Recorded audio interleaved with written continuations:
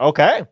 We're jumping right into it, I guess. We're skipping the intro. The intro song did not fire. I was like, all right, well, the intro song is going to go and then we're going to be good. But the intro song was like something about mayo and a long word or something like that from John Madden. And go, Tom. Yeah, that was not expected. We're off to a wonderful start here. Chris, how are you? Ladies and gentlemen, welcome on into the Unabated college football stream held together by chicken wire and popsicle sticks, apparently here. But hey, we are having a good time. It is another Good Friday here, Chris. Do a little victory lap to get us started here because we went a nice 7-1 on the Friday night slate last week.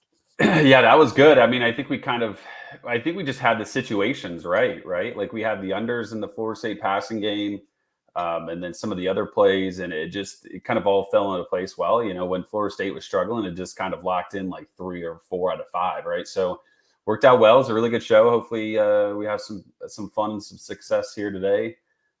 This is like this is an underrated, maybe one of the best Friday slates of the entire season. Even better for you, Tom, because they're late games. Like I'm out here yawning and I don't know if I'm going to make it to these incredible matchups, but I'm going to try my best tonight. I'm excited. I'm probably not going to head to UNLV Boise State, but I can't guarantee I don't end up there because I mean, it's a chance to see Ashton Jeanty play. What's the ticket cost right now for that? Honestly, not much. I'm sure I could get in for under $60.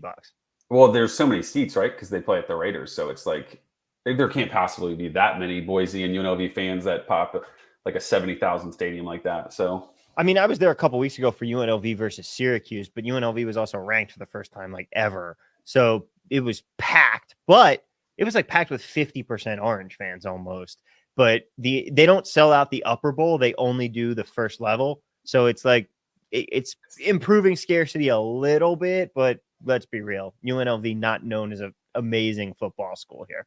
No, and I think that goes with like NFL though, like right, half the fans at least at these Vegas games are always opposing fans. It's like a good reason to go to Vegas, right? Like you need something to latch on to tell your significant other, like we're just going to see the Lions game, and it happens to be in Vegas. Exactly. It's the perfect, like the NFL, college football in general, perfect sport for Vegas because you've got a team here. No one really cares about the Raiders. You have a fan base, but it's mostly LA transplants. But then it's a perfect excuse. If you're a Bears fan and you're like, hey, let's all go see a Bears game. You're talking to your buddies. Let's go see a Bears game this season. And okay, well, we're going to shell out a couple $100 on tickets. And then you go, oh, wait, we play the Raiders this season. Why don't we just make it a weekend? Like we're already spending the money. Let's just get tickets for there, make it a whole weekend and go and like have a great time. And that's what people come and do. Works for hockey too. It's not going to work for baseball. No one is flying out here to see their team play the A's. It is not happening. It is going to be a disaster. But Jim Robinson points out, just got to lay $3,000 on Ashton Jeanty to score a TD at minus 1,500 and you'll pay for the ticket.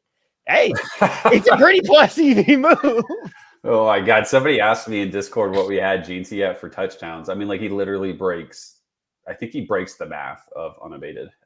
We have him at 2.43 rushing touchdowns. It's insane. Jesus. I mean, again, how do you give the Heisman this season of all seasons? He's going to get robbed of the Heisman because Travis Hunter is insane.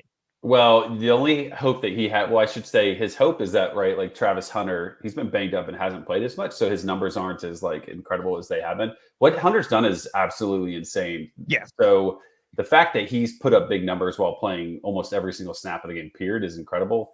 I think Jeanty actually has to watch out for Cam Ward. I think Cam Ward's the guy that's going to swoop in. Quarterback, extremely prestigious program of Miami.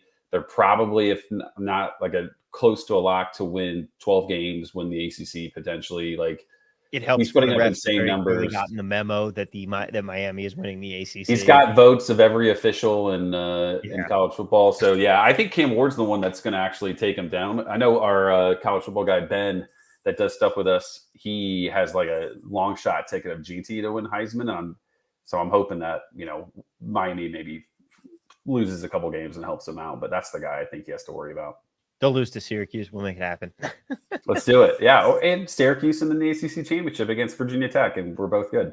Yeah. Well, I don't think it's happening now, seeing as we forgot we had a game against Pitt last night. That was not great. That was That was an incredible matchup. One more thing on Travis Hunter. Like, it is incredible that he's A, putting up these numbers, B, playing both ways and playing almost every staff, and C, he's doing it in Colorado. Like, he's bringing Colorado back. Colorado used to be like this big program, right? When they were in the Big 12. And for a while, they just have not been. They just have not been very good. So but it's also to have that level of conditioning to be able to do that. Oh, you're speaking from so I don't know about all that life, but yeah, that's impressive. I never even thought about that. That's good. Yeah, I was going down the route of like doing it for a bad team, but from a conditioning standpoint, it is impressive. Yeah, that's absolutely incredible. All right. We have a great prop slate to get to because, like you said, Friday night, we've got a great slate on the board here. One thing, I want to throw this to the community, and it has absolutely nothing to do with betting, but I'm officially starting my like long-term dynasty in NCAA, and I need to figure out which terrible team I am going to coach first as I work my way up the rank here. So, guys, throw in your suggestion. Josh points out problem for Hunter is if they lose 3 of their last 5 games. Yes. But he's not a quarterback, so I don't think the wins will matter as much for him. Clash saying Purdue, you're thinking way too good. I'm talking like my current like candidates right now include 2 nickels with Kent State there, Kennesaw State, Liberty, the Ragin' Cajuns, San Jose State's up there, and I was thinking Hawaii too. Like I'm talking, classic. I have to get to Boise State level to play on the blue field. That's a classic. Yeah, Hawaii's a classic. Kennesaw State's a fun one because they're brand new. Yeah, I did one with North Texas. North Texas is a good one. There we go. I always love. We've talked about Sonny Wrinkler on this show with Middle Tennessee State. I love that dude who was doing those TikToks for a while. Sports video saying Vanderbilt. That is way too good of a team. We're not starting out in the SEC here. I'm talking like offensive coordinator for Liberty. That's how low we're going here. Akron Zips. That is a great suggestion. Very well qualified option. Yep. Yeah. I've also been looking like I want to go with a team that's got a great name. Like the Zips. That's a great one. Great name, mascot, color scheme. It all comes into play when you're making really does. Decision. All right. But for now, I think that it is time that we head into some props. What do you think, Chris? Where should we get started on the slate today? Let's knock out the first game of tonight, which is BC Louisville. There's not a ton of stuff here, to be honest, but slight over on Castellanos passing yards, I would avoid. I think one thing that we're going to do when we release projection results for this past week in the full season is we're going to include basically we're going to show you if you bet every single thing positive, right? Like if you were to bet a 1% Thomas Castellanos, we're also going to show you what your ROI would be if you did 5% and up. The reason why we say 5% is because that's what we've been talking about all season in Discord and on the show. It just kind of helps eliminate like the 1% usage wrong on a random tight end type stuff. That's like a 0.03% edge.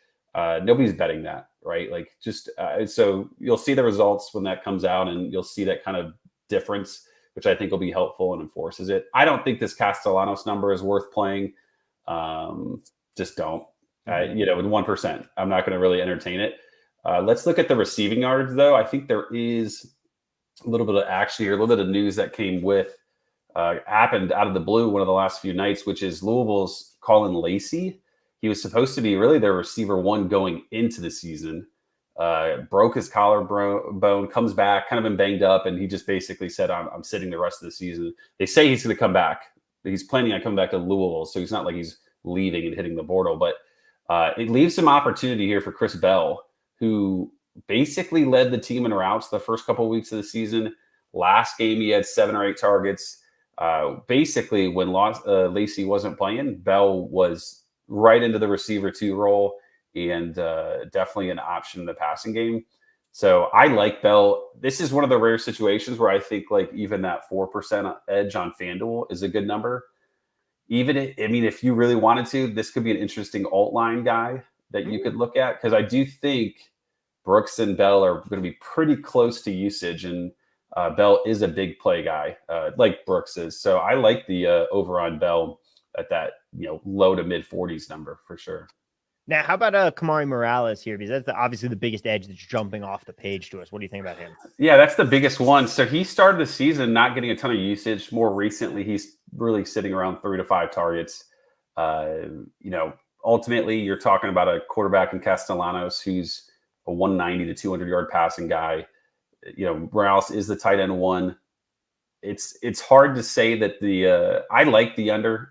The numbers like the under. There's maybe some slight risk that he continues to see 5 targets, but when looking at the full season, I think we even bumped his usage up a few percentage points to help account for more recent usage. But not a fan of Morales tonight. I do think the under makes sense. Your typical college football tight end wouldn't surprise me at all if he goes like 2 catches for 4 yards. Like that's just kind of how college football can go sometimes.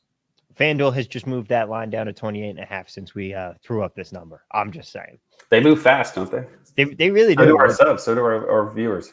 Yeah, people. Props on people being able to hang them here. Natish Nima saying, "What about Chris Bell over 3.5 receptions and -114?" Yeah, I like that one. I say this every week. I play underdog, and his number was 3. So he had a 3 line there, and I really like the over there. I see him getting 7-8 targets, unless for some reason they just completely hammer the run, which would surprise me. So I think over 3.5 receptions makes a lot of sense as well.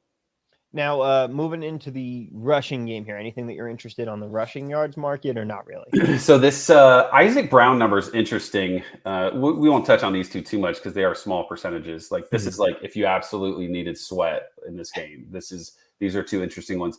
Click on the movement for Isaac Brown on FanDuel. This thing has gone like crazy. I want to say it opened up at 68.5, moved up to 78.5, and on some books like Underdog, I saw it as high as like 82.5. Our news guy Colin had reached out earlier actually and said had asked if we had seen anything because he had been reading some stuff in message boards, basically saying the 24/7 guy had basically said. Brown will be the number 1 running back, but they're going to see a good usage amount for a guy named Duke Watson. I think Maurice Turner is another guy. So I'm wondering if people are starting to react to some of that message board chatter or what, but he's a big play threat. I wouldn't do this one. It's an interesting to follow, kind of visually watch and see, hey, maybe in the next few weeks we see a trend. But he's a big play guy that has a ton of speed. And we saw, I saw, because I'm a Virginia Tech fan, they played Boston College last week. I don't know if you noticed, Bashal Tutin broke the Virginia Tech record for rushing yards in the game, which was like something like 250 or 260 or something like that. So that Boston College defense can get beat up on the ground. So that's a risky under. I would avoid that one. Tutin. Daniel Culpo is saying this feels scary on Morales. If they can tank Bond out of the game, he's literally their only other viable option. They have Jaden Skeet, who's decent. If they take Lewis Bond out of the game, I just think they wouldn't throw the ball well at all. I think they force feed Bond. I want to say he had like 10 targets last week, and it was like 4 catches for 17 yards. So Calvin Ridley numbers. Yeah. So Virginia Tech in a sense took him out of the game, and he still didn't do much. And I don't think Morales had a huge game, but he did have 5 targets. So some slight risk, but so many times we see a string of 4 or 5 targets, and then all of a sudden it's back to the 1 or 2 that he saw for the first couple of weeks. So trying to look at the larger sample size there to help us out. Mm-hmm. All right. Moving on to our next game here. We'll head back over to the passing yards market. Where do you want to head next, good sir? Let's look at UNLV, Boise. We like the under on Haj Malik. I think it's right. 11.5% edge essentially. This number is higher than it's been in previous weeks, and UNLV has put up a ton of points pretty much all season long. I'm a degenerate. I actually play like season-long college fantasy football, and I have Haj Malik, and he's been insane. But he's been very good on the ground. He's been super efficient through the air, unlimited attempts. We have him at 17.5 completions, and we still like the under at 228. So recent weeks, he's been around 200. And now that we see that number boosted, I think a little bit because of just like the high flying nature of potentially this matchup. But I would very much lean on the under here on the pass game. Interesting. And you're right. He has been playing in the ground game a little more. And it's not like Boise is going to be airing it out. They're going to be looking at, Ashton G&T. Yeah, they're going to try to control the game on the ground. And I would imagine they know, right? UNLV is very potent on offense. They are a very good run oriented team. Get in the lead and hold the ball and see what happens. So, and by the way, UNLV can also run it very well. What's to say they don't get ahead and they not sit on the ball, but run the ball effectively. If you want to go to the rushing yards, I believe we have an over on Jaden Thomas, UNLV's running back, to kind of support that. Yeah, so this is kind of like a two-man game in the run game. Thomas and Haj Malik, they basically sit between like 14 and 17 carries each. More consistently. This was really a big running back by committee to start the season. And last couple of weeks, they've really leaned on Jaden Thomas to be one of the top guys in the run game. So I like the over here. So I think the 10% edge is completely a good line for sure. Now, we can't talk about the rushing game without actually talking about GT's numbers here. This is absurd. 28 rushes for 200 yards. I think our simulator was just I'm not allowing you to even consider an under, so we're just going to stop. It's insane. I don't think I've ever seen anything like this. I mean, we project him for 45 fantasy points. I've never seen that. He gets usage in the air, on the ground. He's at 9.5, 10 yards per carry. How do you project that to consistently happen? And that's one of those things where it's you just look back at the end of the year and you're like, dang, he really did that. And I can see that happen. But, we technically like the over on the rush yards. I certainly would not bet an under. I would either bet the over, enjoy it because he's insanely talented, or I would just grab a beer and just avoid the run game. I think his receiving line is much better. So if you want a route to get some action on GT, I think that's how you do it. Yeah, let's take a look at that receiving market, because that is just his rushing line. His rushing line, Chris, is 200 yards or 190 yards. You're basically betting on him at minus money to have a 200-yard game. It's insane. He's going to do it. I mean, the gentleman earlier said, right, what was to score one touchdown was a crazy odds. I think the pass stuff here is way better.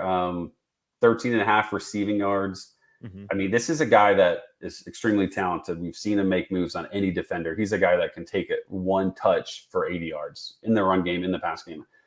He's going to be leaned on heavily. This is the biggest game of the year for Boise now that Oregon's in the mirror. And he gets between 3 and 5 targets per game, in games that are not blowouts. So he's had a couple games where he's had 0 targets, but they've also been complete blowouts, and there's been no need to even go that route. They also have backup running backs, a couple of them that are talented young guys, but that are extremely banged up. I mean, we could see insane levels of usage for him because of that as well. So this is that big game factor. We talked about with Heisman's, right? When it's your game of the year, like this is for these two teams, you can kind of see people get leaned on even more than the typical. And so I love the over on the receiving yards. 13.5, you could do that by after the first drive type of thing. Clash's Pride here pointing out something. Yeah. Interesting to note that Fliff has a lot of the best lines here. Lots of people can get in on this. Yeah. Welcome to the screen, Fliff. We've got props. We've got main lines. We've got everything not everything, because Fliff offers stuff on everything. But we do be having Fliff on the screen here, and this is something that you want to watch out for. Everybody talks about, Fliff has these terrible lines, but as Captain Jack likes to say, you're not seeing the forest for the trees. If you know, that's what he's saying here. Do you need to prime your Fliff before betting on CFB props? And the Tish says, I have no idea. I have not bet with Fliff. I do not know what Fliff's limiting deal is. Someone in the chat will have more information than I will on this, so I don't want to give out anything that's going to be wrong. Yeah, and I actually tried to deposit money on Fliff, and they said I couldn't. I think it's the state of Georgia has something going on. I'm not positive with it, but yeah, I haven't touched Fliff either because of that. So I think Discord or the chat certainly can help. Yeah. I just got my dad to sign up for a Fliff account in California, so I have ways. Nice. I like that. You gotta get creative sometimes. Exactly. All righty. Brett Pagney wants to know over on Ricky White. We're showing a slight edge on the under. 100 yards receiving for him, though. It's just a big number. It's hard to get to that type of number. I mean, we have him at 48% of targets. Mm-hmm. I would not bet the under here. This is that 0 to 5% I talk about being just not worth it type of thing. 1.7% edge. I would avoid it. He's extremely talented. He has 48% of targets. Think about that. If he gets 11 or 12 targets, which I think is where he's at, they add up, and then one 40-yard play ruins it, right? So I would avoid it. Instead, if you want a receiver prop besides Ginty, I think the Cam Camper line, which is, the edges moved here a little bit. He has 37 targets on the year. 11 of them came in the last game. That's not sustainable. He's not an insanely talented player. He's a good player, an Indiana transfer. But Maddox Madsen, their quarterback, threw for 3.7 yards per attempt against Oregon. Mm-hmm. How many targets does Camper need to get to that point, right? So I would lean on that Camper under way more than I would ever consider the Ricky White number there. Yeah. All right. Give me 1 second here because I just want to reorganize a little bit of the screen here, throw some books that are actually throwing lines up onto the front of the screen here for you. Okay. All right. So we've talked about receiving yards, we've talked about rushing yards, and we've talked about passing yards in this UNLV game. Where do you want to head to next, good sir? Let's look at Rutgers USC. Rutgers. So that's the old 11 p.m. Eastern game for Rutgers. They've struggled. I mean, they gave up 35 points to Ethan Garbers and UCLA at home. Mm-hmm. Now they have to go West Coast, and I think this could be a tough game for them. I mean, this is the long storied, bloody Big Ten rivalry here. They have many trophies that they battle for this one, but they are just super banged up. The travel is not going to be kind to them. So this Miller Moss over, he hasn't, we said this last week, I think, right? Like he hasn't hit this over much, but the numbers really liked it. And it crushed for us last week. Miller Moss over hit. I think he had somewhere around 330 yards. He throws a ton. The volume is there. And so this over is really, really appealing at the 291 number. Mm-hmm. And like I said, Ethan Garbers had a huge game against Rutgers last week on the road. So I like this one a lot. The nice thing about him is if you want to go to the receiving yards here, he has a ton of options. This is an offense in similar recently years too, right? Like they've used a ton of different guys. They've rotated in a bunch of different players. Not a ton of edges that really jump, but like this Jacoby Lane, if that number were to move down a little bit, I think that's a really nice over. So Zachariah Branch, that's one of those ones, like his usage is his usage. It's going to be 4 to 5 targets. I would avoid that one just because his route tree is really short. But Lake McCree, this is a guy that he had a big game week 1 against LSU. He had 4 or 5 catches, and he came back from a lower body injury and had 5 or 6 targets last week. So I like the over on that one. He's a Big Ten tight end that's actually good. So the rare one there. But Kai Lemon's probably the most difficult one of all of them. He was banged up in the middle of the season with a concussion on a punt team play. Missed a game, comes back and sees like 8 and 10 targets. So it's a little bit tough because you're thinking, is this a season thing or is this a more recently is Miller Moss finding him an attractive route runner? And he has seen his routes up and down. So I think the under is the play, but not one I would especially hammer because USC has a ton of volatility in their passing game because they'll throw 10 targets to Hudson this week, 10 targets to Lane the next, and then 10 targets to Lemon the next. So I think there's some volatility to it, but I think the numbers are true there. Nitish Nima saying he can't bet Rutgers props in New Jersey. Well, Nitish, get your ass over a bridge. You got Philly really close to you. Or if you're up north right now, head over to New York. You gotta be able to. Marwell saying we get a bit of a break to do some work, at least in my case. What up, Marwell? It's good to see you too. And Brett Pagney saying Kyle Monangi over.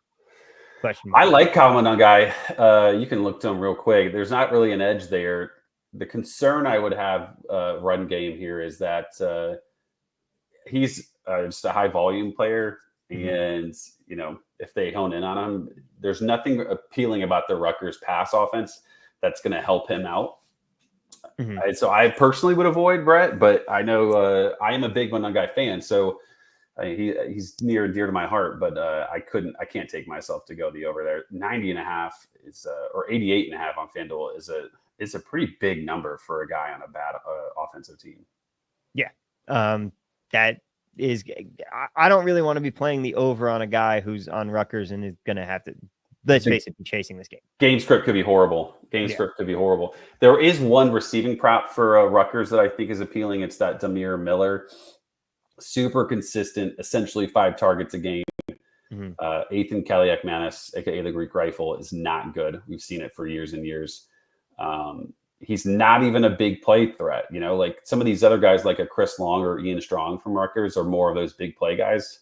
And Demir Miller is not that. He's kind of like your more traditional 8-yard out, 10-yard comeback type. So I think USC should do a fine job. Their defense has improved this year. And I think the under on Demir Miller is really, if you wanted some Rutgers juice spread, I think that's the way you do it. You do it the under on that receiving prop, which has had a lot of success. Receiving unders have been really successful this year with the props. By the way, Chris, got to teach you the proper. It's Rutgers. Rutgers? Is like it almost CK. like a CS? Like a CK, Rutgers. Or a CK, yeah, okay. Yeah. Rutgers, okay. Rutgers. Well, I forget, yeah, you're from that neck of the woods. That's my bad. I'll learn to adapt. A couple of my good buddies went to Rutgers. Rutgers. As did I'm pretty sure Captain Jack went. I'm pretty sure that's his alma mater. Did he really? Yeah. Hope I'm not giving away too much there, but hey. All right. Next game up here as we leave. Oh, one more fun fact for you about this particular matchup here between USC and USC and Rutgers. The city of Nuke,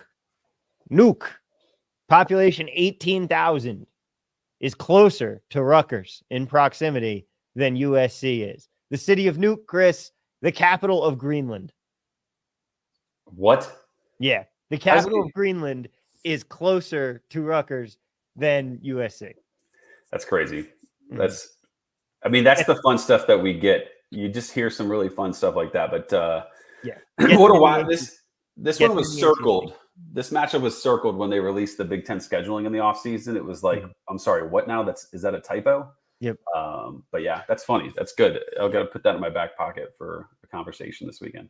Still not as great as the Syracuse-Cal matchup, the storied ACC rivalry there. Storied for sure. Although I will argue Cal belongs in the ACC. They play their games east of both Albany and Richmond.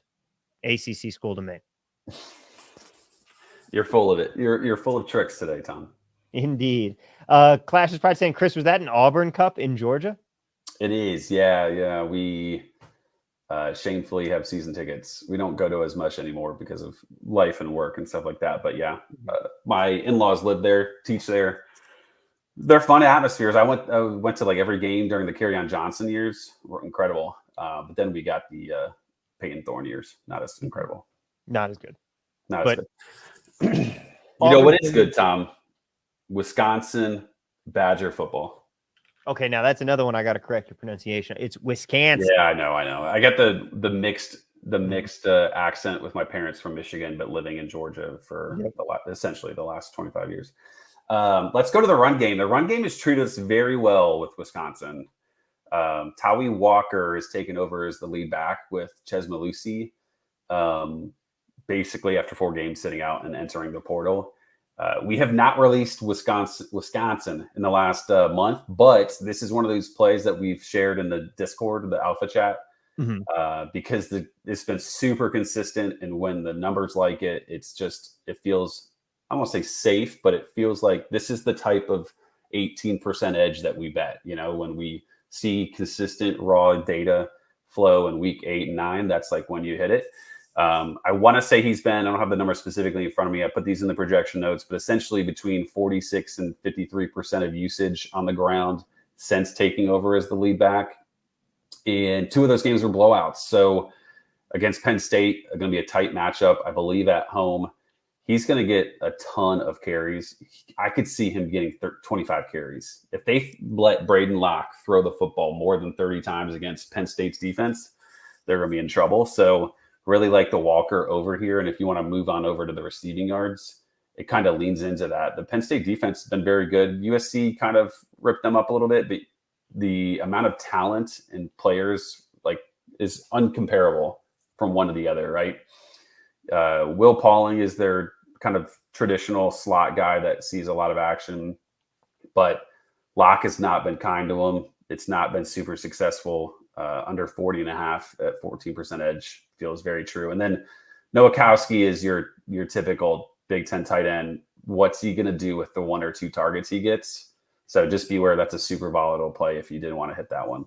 He's just he is a blocker. He is there to be the extra line. He's a blocker, and he gets the target on like the play action on like 3rd and 1, and like does he break a tackle? Like it hits as much as it loses almost, but like the numbers are true. It's just no going into it. You're going to be on the edge of your seat every single time you see his number pop up. With a name like Riley Nowakowski, you just knew he was a tight end who was primarily a blocker. Yeah, there's no way that guy isn't on the offensive line, whether he's a tight end or an offensive lineman. He's hands are in the dirt for sure. Absolutely. All right. Anything more on this Wisconsin game? Nothing else here. We get a little bit thin on options. There's a ton of different injuries and different things coming into play with a bunch of major teams, unfortunately, that have made things super murky. But one injury bit of news that has popped up and made us not release Kentucky is running back stuff. So Demi Sumo was announced out last night. That is a surprise.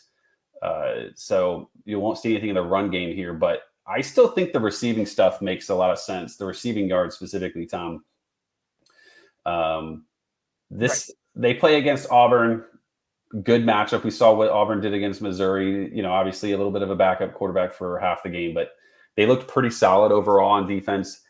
Now we get the classic over Dane Key, under Berrien Brown. This has like been the story of the year. Dane Key is like a 32 or 34% target share type of guy, and has really outshined Berrien Brown. Berrien Brown probably is a 2nd or 3rd round NFL pick because of his speed and his return ability, but he has just not been on the same page with Vandegrift. So usage will be lower than Dane Key, and this is one of those ones where you're hoping that Brown doesn't break a tackle or get the 140-yard target and bring it in. Otherwise, I feel really good about Brown. Feel really good about Key. You could argue, right, like, okay, well, maybe Kentucky just throws it a ton with 2 running backs out. Chip Trainum's also out, I should have mentioned. So maybe they throw it a ton. Well, Dane Key is going to easily benefit from that. So maybe if you're on that wavelength, you say, I'm going to throw it. I'm going to bet the over here on Dane Key and just avoid Berrien Brown. I think that's certainly a fine option, but that 7% Key is almost like conservative bottom of the barrel there for him. All right. I might get a little frisky with it. Might make this look a little bit square into a same game parlay. Oh, okay. Like you drive down to Arizona and make it happen. Yeah. If we're taking the shot, like, you know, make it look square. Make your bookie think that you're terrible, right? Well, you know, shoot or shoot. And you miss 100% of the shots you don't take, Tom. So I think you almost have to at this point. I just did. Stealth bet that right now. The final team I have lined up, Tom, and maybe we could potentially. Yeah, we're gonna need some questions from the chat. You guys bring in your thoughts that you want Chris to answer, because it's a little bit different of a slate this week. So final game. Yeah, final game SMU, and honestly, it's my fault because I've actually done research before this, so I apologize. The passing game one here is really the number I like the most. It's this Kevin Jennings over. He took over for Preston Stone maybe officially like week 3 or week 4. And he's been very good since. I mean, I think he's broken 240 pass yards the last couple games. The numbers absolutely love him. And we still kind of have some of Preston Stone's passing numbers blended into the number. So this one feels really strong. I was surprised at 205. I talked to a few different buddies, and we thought it would have started around, you know, where we see the projection, which is 233. So I like the over here. They have a bunch of different receivers that are talented in their own ways. They're kind of role type receivers. So nothing more than that. I mean, Duke is a solid team. We saw them play on Friday against Florida State, but I don't think you can take anything away from how they performed against Florida State, considering what we saw between Brock Glenn and Crum and Hook at quarterback. Florida State's also very bad. They're not good. Yeah, I couldn't believe Mike Norvell was like kind of irritated that people were upset that they were 1-6. Yeah, like that's pretty incredible. All right, we got some questions rolling into the chat here, including one from Andrew Katz right now. How do you read Diaz's comments? Read Jordan Moore's availability this week. Pessimistic or optimistic? I would be considered pessimistic for him. He had a lingering injury weeks ago, and then he seemingly plays the full game, and then they have a bye week. doesn't start against Florida State, only plays like 10 snaps. That's not a good sign to me. And honestly, the reason why we're not releasing Duke because of that question mark. I wouldn't be surprised at all if Jordan Moore just doesn't play unless we hear something more, substantial. I would just consider him out and avoid. I wonder what we have Malik Murphy's pass number at. We have him at 225, which feels a little steep for yardage and completions. Let's see. 18.1.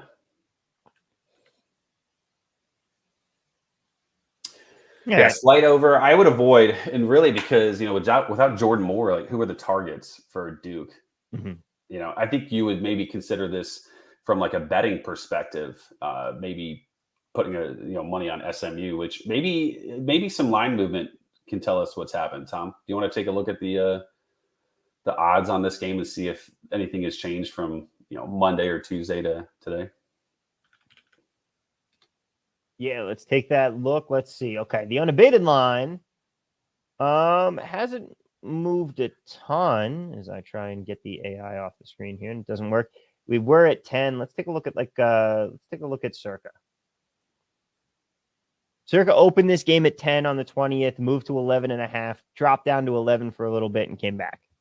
Yeah, so I don't think you could take anything away from that. Jordan Moore's not really going to move the line much anyways. I think if you asked internally the team of like what moves lines, it's quarterbacks, absolute star receivers, absolute star running backs, like a Travis Hunter, like a Gene T, or like Bijan back when he was at Texas. Like those are the types of running backs and receivers that move lines, not Jordan Moore, as much as I think Jordan Moore is a quality receiver. Nitish Nima asking Jennings over 225 at plus 125. Let's fire up the prop simulator here. Can you read me those Jennings numbers when you get them? The completions was 18.1 and the passing yards was 225. No, Jennings. Oh, I'm sorry. Kevin Jennings. You're right. Let's see. Jennings was 233.4 and 17.2. 17.4, yeah. All right, firing that into the simulator here. And Nitish for Jennings over 225 at plus 125. You're getting a pretty good deal there because he's at minus 103 to the over on our simulator here. Brett Pagney pointing out Jennings does run a little too. He does. He's also very good on Jeopardy. But yeah, Nitish, we're liking that one there. Now, how about Sports Videos asking about Shedeur Sanders over on passing yards this week? So we're not going to release Colorado. I don't mind talking about Shedeur because he's a little less dependent. Obviously Travis Hunter helps the team, right? But Travis Hunter has been banged up, and it's almost like, okay, well, what is going to happen? Does he play full offense, no defense? Is it 50-50? So we've avoided that one, but we like the pass attack for Shedeur Sanders in Colorado, 342.6 for yards. And catches is going to be 29.5. It's a big number. I think we had Shedeur last week, didn't we? I know it hit. I believe I bet it. So we have made a choice internally to not let Shedeur Sanders unders happen. Yeah. I also last week that Colorado money line was easy.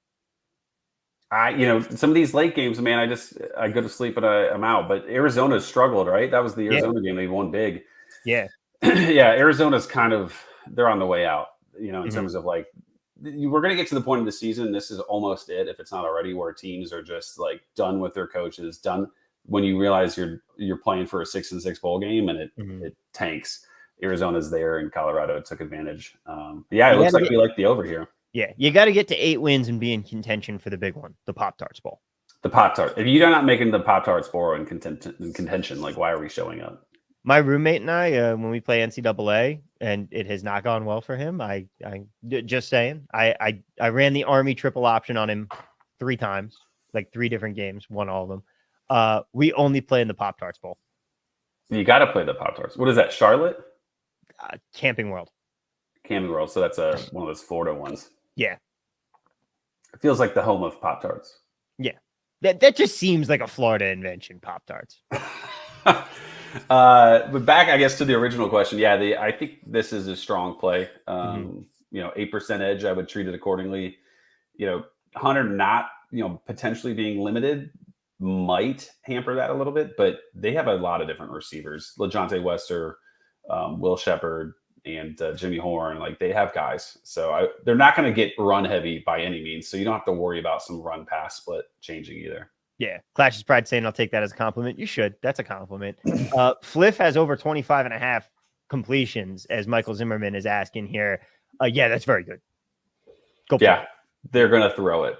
In Cincinnati, they're a good offensive team. I mean, that's I think just a strong team in general, nothing insane, but like, they're a good team that can keep up. Sorsby's a good passer. They have a couple really good receivers and tight end Joe Royer.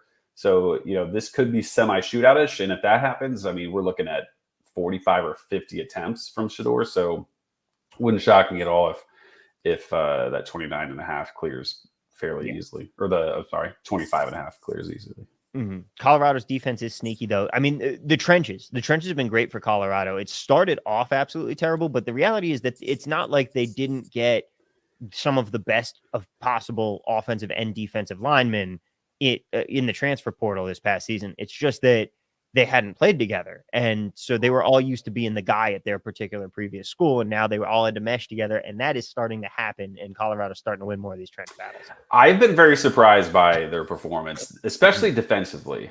USC, LSU, and Colorado have all surprised me defensively. They used to be ones you could easily pick on last year. Mm-hmm. It's not the case anymore. And so Colorado has been very good against the pass this season. I was surprised. Not the most talented matchups they've played, but I mean, they certainly have stacked up way better than I thought they would have going into the year. Mm-hmm. Now, Chris, I'm going to do a quick PSA here while people throw more into the more questions into the chat. But first, I do have a question for you. Have you ever put butter on a Pop-Tart? Because it's so freaking good. Dude, I eat Pop-Tarts probably the way nobody should, which is raw. I just out the package. That can't be the right way to do it, right? That's how I do it personally. People toast them. How many people actually toast? If you toast Pop-Tarts, you're a narc. There's no way. There's no way. That's like the way you're supposed to. My little nephew, he only eats Pop-Tarts toasted. Well, yeah, if he's eating Pop-Tarts, I got some bad news for you. Your nephew's a narc. He's narc in training is what he is. Yeah. That's what it is. Butter. What's the deal with butter? I'm not a huge butter guy to begin with. Don't ask. But what's the deal with butter on Pop-Tarts? Are you familiar with Family Guy? Dude, I don't watch. I never was really into Family Guy, so I missed the inside joke. Yeah, that was a Family Guy reference right there. Clash's Pride has a question here on Cam Ward over passing yards. While sports videos is like butter on a Pop-Tart, is that a real thing? And Clash's Pride also says he toasted them and put butter on them. Cinnamon toasted is fine. All right, we're in the Pop-Tarts conversation. We'll get to Cam Ward in a second. But we are here on the Pop-Tarts conversation. Daniel Coppois, I generally toast one and eat the other raw because I don't want to wait for both, ending things on a high note. Toast, not a narc. All right, that's actually great reasoning, by the way. Because if you told me they're better toasted, I still would be impatient and say, screw it. Like, I'm going to eat them. But I think he has figured something out here. Mm-hmm. You eat one raw, you enjoy it, but while also enjoying to the max with the second. It's almost like leaving the best bite for last. Yeah. Of like a chicken sandwich or something, you leave the last, but that's the same premise. And I like that. See, my sister's a psycho. And when she eats any meal, she saves like her favorite thing for last. So like she'll eat the vegetables first and then get around it. I completely disagree because first off, I'm not eating the vegetables anyway. Like I am Al Michaels. Yeah, I was just gonna say you're Al Michaels, right? I'm 1,000% Al Michaels. Like mankind does not need vegetables to survive. However, like dinner time, like no, you want to eat the best thing first because it's fresh. Like it's fresh, it's hot, it's right off the grill, whatever. Yeah. Like no, I'm not doing that. I am 1,000% on the I'm 1,000% you eat the favorite thing first because like the vegetables are already shitty. They're gonna be shitty when you're done. Well, the problem there would be how much worse are they from start to finish if you waited. But that's maybe for another week. I would argue that the EV, the diminishing EV you're getting there is not enough to overcome the positive EV you are gaining by eating the best part first. There we go. We've brought it back to gambling. There we go. From the website, Pop-Tart is an American brand of toaster pastries. I mean, do you call it a Kleenex? Like, I feel like we could go down a scary path if we were to go down that route, but yeah. technically speaking, yes, sir. Marwell say, by the way, Cam Ward not on our list right now. That's a problem. Yeah. But Marwell's is saying, I think we need a cooking show after the CFB season is done. Let me tell you, I started making a steak the other night. Took the steak, took it out, let it get up to room temperature. But before I did that, little bit of truffle oil. You pick it up at like your Safeway, or well, not Safeway Albertsons. You got to go to Smith/Vons, not Safeway. It's at both. There's a thing of truffle oil you can get. It's this little bottle. You take a little bit of it because that stuff's expensive. Take a little of it, pour it over it, rub it in for a little bit. Then you do your salt, garlic salt, pepper, a little bit of thyme, a little bit of parsley. You rub that in with it. Because you did the oil first, it's going to stick. That seasoning is going to stick. Now, throw that on the cast iron with a shitload of butter. You're good to go. Bomb steak. That's game changing right there. Yeah, you have to. Sometimes it's not about the ingredients; it's about how you use them. Mm-hmm. And I think you just nailed it. The reason by the way, rock this to passing yards and let's see if anything pops up. We're on completion still. Maybe that's why we see nothing. We have something. All right. I got 23.7 completions and 329 yards. All right. We're right there. It's not really an edge. I will say this is something that I've internally debated. We always are debating on how to handle baselines and things like that. Cam Ward's yards per attempt on the season is higher than we have Miami's baseline. So we try to let the model create those types of things because every matchup is different. We try to leave that as best as possible. But if I were to look at the baselines right now and look at Miami, we're looking at yards per attempt is at 9.01. Ward is at 10 for the season. If I were to change that to 10, he's at 364.7 yards. So I don't think 10 is the correct answer in terms of his yards per attempt. But if you think he is going to continue to be that type of player, then I think the over is even stronger than the 1.5%. So, in the chat here, we got some Natisha's asking for Vandy Texas props. Texas also not back after last week. Yeah, so this is a really difficult one. We're not going to sink Texas and we're not going to sink Vanderbilt. Vanderbilt's Stowers, their tight end, who is their like 30% target usage guy, is questionable. Whereas Texas, it looks like Isaiah Bond is out. And then we have just the issue of like, what do they do with Jadon Blue and Quintravion Wisner? Last game, Wisner had like 14, 15 carries maybe, and Blue had 0. So extremely hard to project. I'll probably be in the Discord and might throw 1 or 2 Texas and Vandy plays in there just from once we get news and us trying to do it. We're not going to be able to blanket release them just because that's where you get this random player with like a 17% edge for some reason because some random book has that line on like a 4th Vandy receiver. We're not going to play around with that. So take a look in Discord tomorrow morning and hopefully I can find something that can appease you. Who would have known, right? Texas Vandy would have been one of the big games of the weekend coming into the year. The elite SEC powerhouses. How about Michigan State? We got Mets and Jack Sycamore both asking for some stuff there. So we have both those teams being released in our release later today. So I won't I won't really speak to it. There's definitely 4 to 5 edges that are there that I really like. And so if you play like underdog, I'll tell you about one of those. Samaj Morgan has a 2 reception line on underdog and prize picks. That is really appealing over. But I'll let I don't want to eat too much into the subs. We're doing every Friday night games being released into the prop simulator. Then Wisconsin, which we talked about today, is going to be in the simulator. So we've already dabbled a little bit. So I don't want to give too much away for sure.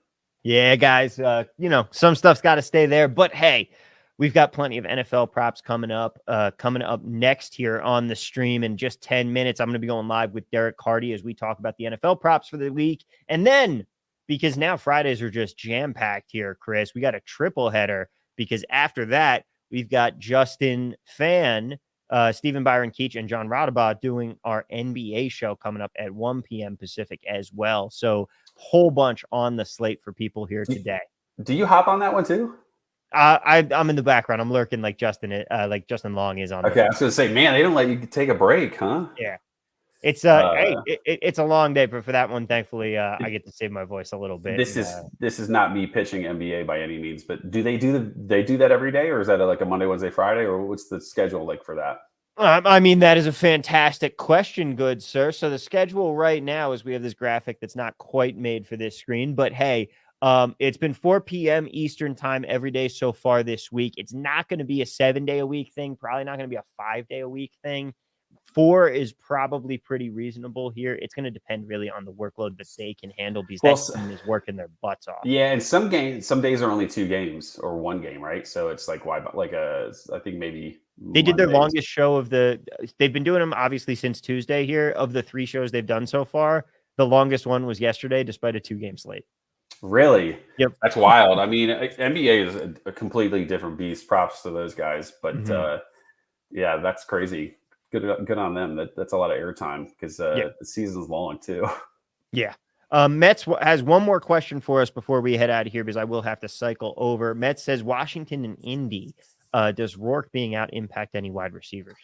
So we do have, they're also released, but I can speak to it a little bit. Taven Jackson is not your typical backup. I think there's 2 parts to it. Taven Jackson is not your typical backup.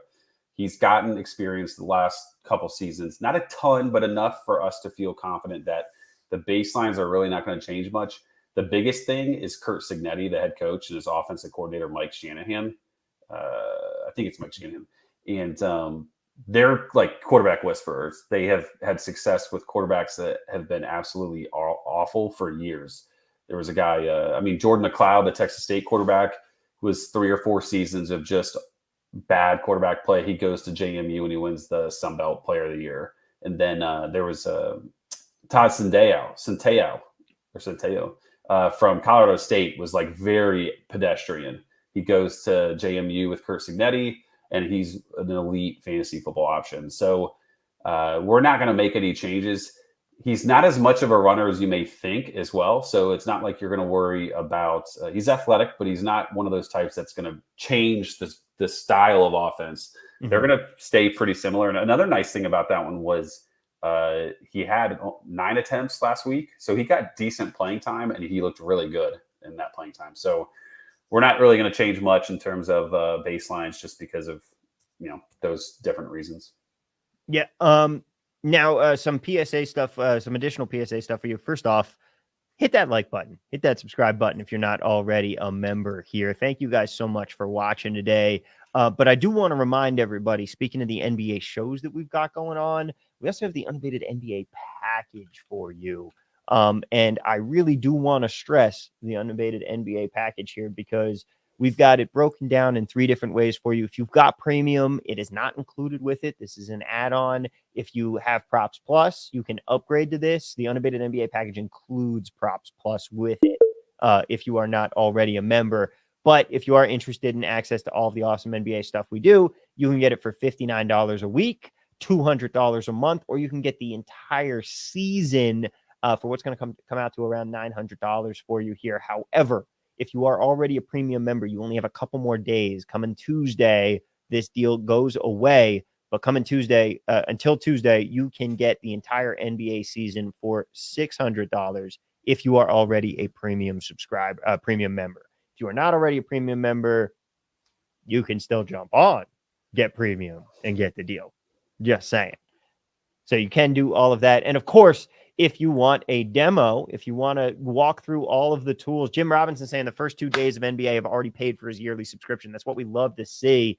And if you want a full demo of everything that we have to offer at Unabated, just head to unabated.com/demo, sign up for a nice little demo. It's going to be me on a Zoom call with you, walking you through the process, walking you through how everything works, showing you around, and getting you all set to go for your, and it'll also get you a nice little 5-day free trial.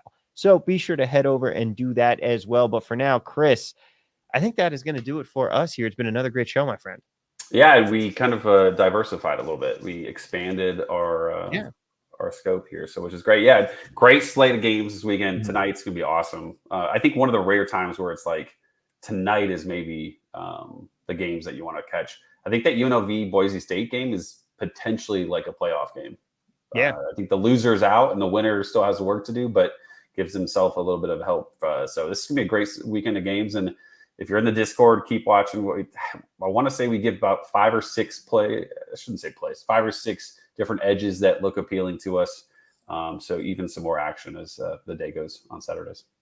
All right. Well, that is going to do it for us here. Of course, coming up in a couple minutes, I'll be back on with Derek Carty. We'll be talking NFL props. So don't go anywhere. Just click back to the homepage of the channel here, and that'll go live. But of course, if you're in the Discord, you're also going to get that notification in just a few minutes here. But for now, for Chris, I'm Tom. That's going to do it for us. Best of luck this weekend, everybody. And let's cash some tickets. We'll see you next week.